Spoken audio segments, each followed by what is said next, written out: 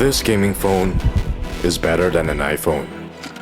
Was supposed to be the intro of this video, and while we're still gonna do some comparisons, what I was really dying to know is whether or not the ROG Phone 9 Pro can finally be the gaming phone that we use as a daily driver. Like, can the battery last longer than your day out? And is the camera no longer a disappointment? Wow, I really need some healing. Woo-sa, woo-sa, woo-sa.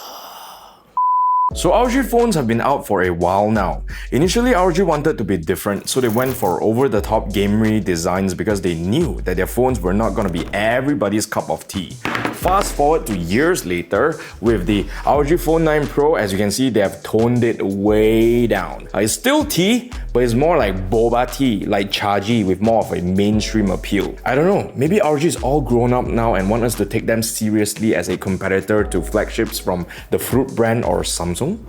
I mean, just take a look at the price. Our basic ROG 9 Pro is priced at 4,999 ringgit or 1,099 US dollars and comes with 16GB of RAM and 512GB of storage. There's even a More Atas Pro edition with 24GB of RAM and double the storage for 1,000 ringgit more. So yeah, it's not a cheap phone.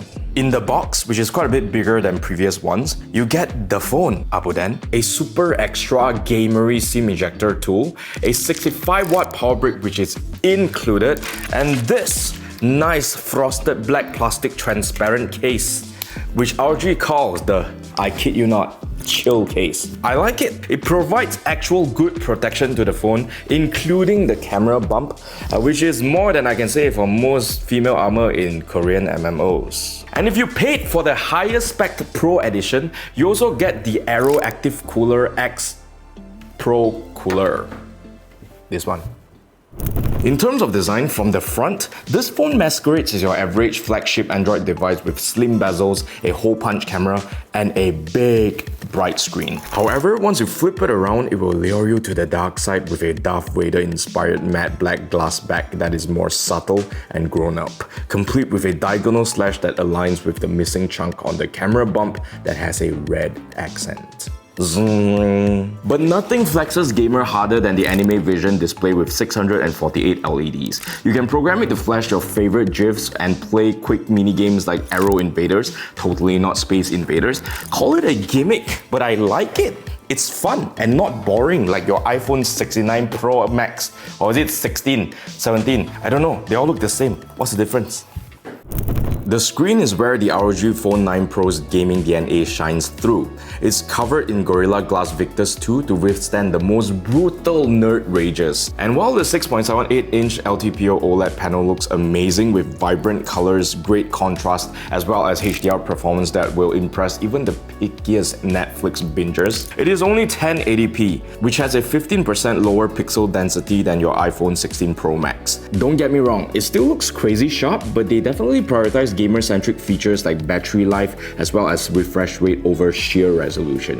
Speaking of which, this screen maxes out at 185Hz, which is bonkers. I mean, it needs to be enabled in Game Genie and only works with certain titles, but you can either still set it to a fixed 165Hz for super smooth everyday visuals, or conserve battery and pick the adaptive mode that maxes out at 120Hz. So it's either mind-bogglingly smooth, crazy smooth, or still smoother than your iPhone. If you're still getting wrecked with this phone, then congrats, you're certifiable as a noob. Like bruh, flicking the screen on YouTube looks like a scene from Interstellar.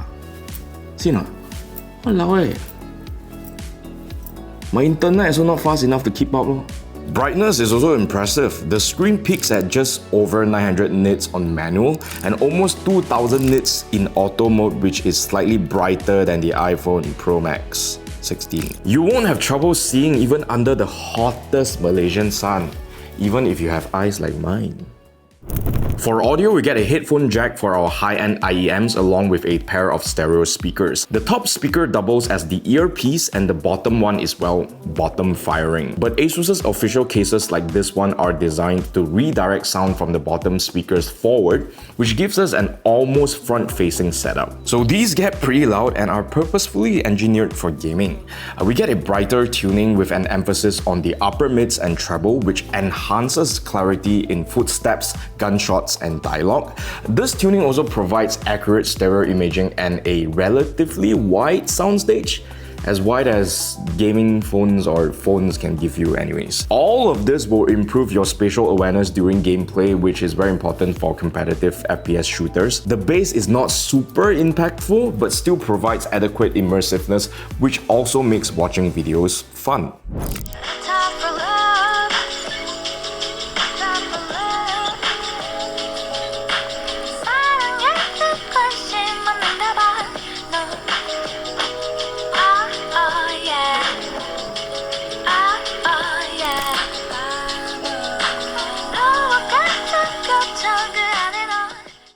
Now let's talk about horsepower. The ROG Phone 9 Pro features Qualcomm's newest Snapdragon 8 Elite chipset. This is the top dog, big cheese, the unstoppable force that's here to eat lesser chipsets for breakfast. We get 4 performance modes that you can toggle in the Armoury Crate software.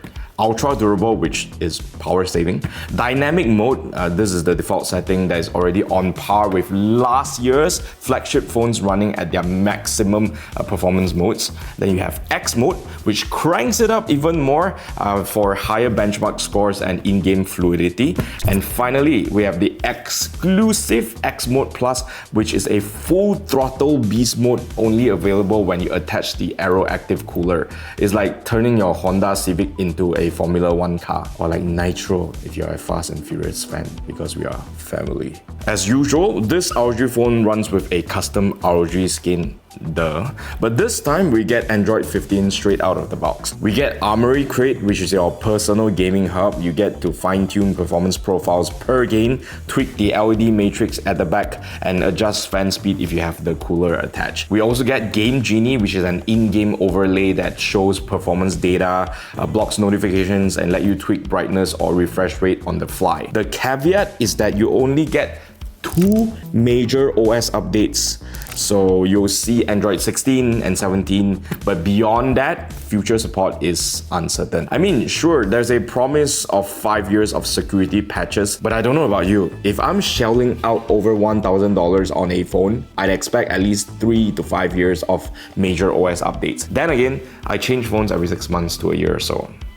On the bright side, we do get some new and useful, sometimes, AI features. You have the more utility stuff like real-time call translation, audio transcription, and semantic search that can dig up that one photo you took at 2 a.m. In a random back alley like your personal detective. But this is a gaming phone, so naturally Asus threw in some gaming related goodies like auto pickup and auto run, which is mostly for specific games like Genshin Impact, and AI speeding conversations, which helps you skip cutscenes because ain't nobody got time for that. I hope it works in real life also, like during Chinese New Year or Raya when people ask you, hey, why you don't have baby yet? When are you gonna have another one? Where's your boyfriend? Where's your girlfriend? Or the worst yet, when Chinese people see each other in restaurants and ask them, Oi, lei sek fan which translates to, Oi, you come here to eat Abu then? But let's be real, the feature that will make and break a phone as a daily driver is the battery life. And the ROG Phone 9 Pro absolutely delivers with a 5800 mAh capacity battery, which is bigger than most flagships. In everyday use, including light gaming, YouTube, and social media, it easily lasts past dinner, sometimes supper, sometimes when you're sound asleep still haven't died. Heavy gaming, of course, will drain it faster, but it's still impressive. When it's time to recharge, the 65-watt charger that is included will get you to about 76% in 30 minutes, and you'll get a full charge at just under 50 minutes. Plus, it has wireless charging, which reduces the hassle of plugging and unplugging your phone when you say leave your work desk for a quick bathroom scroll. You concentrate when you do your business lah. In the bathroom, still want to scroll. Patut lah sembelit. Constipated?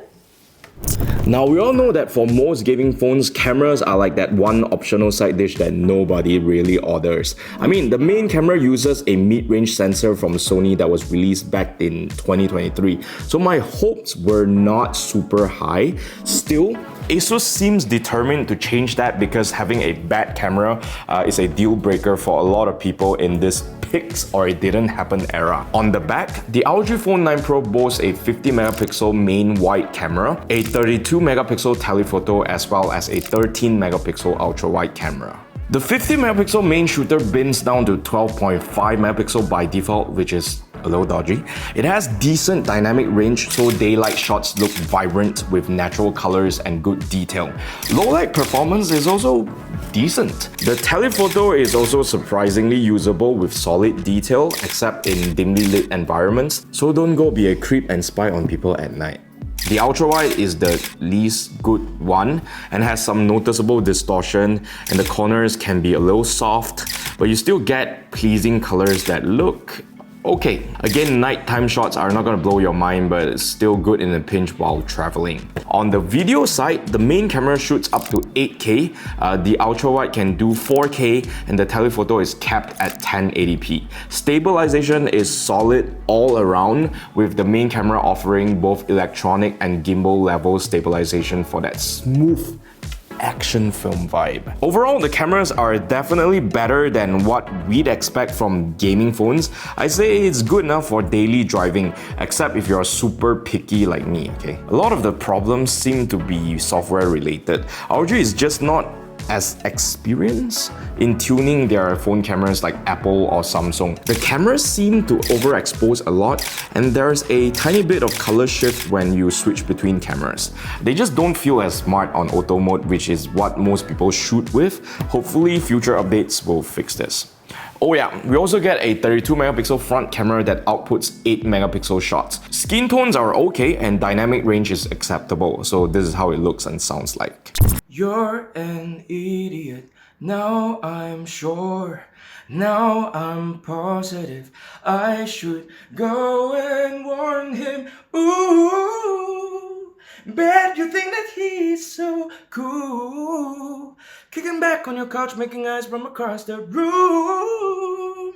Wait, I think I've been there too. Oh. To recap, here are the pros, mess and cons of the ROG Phone 9 Pro.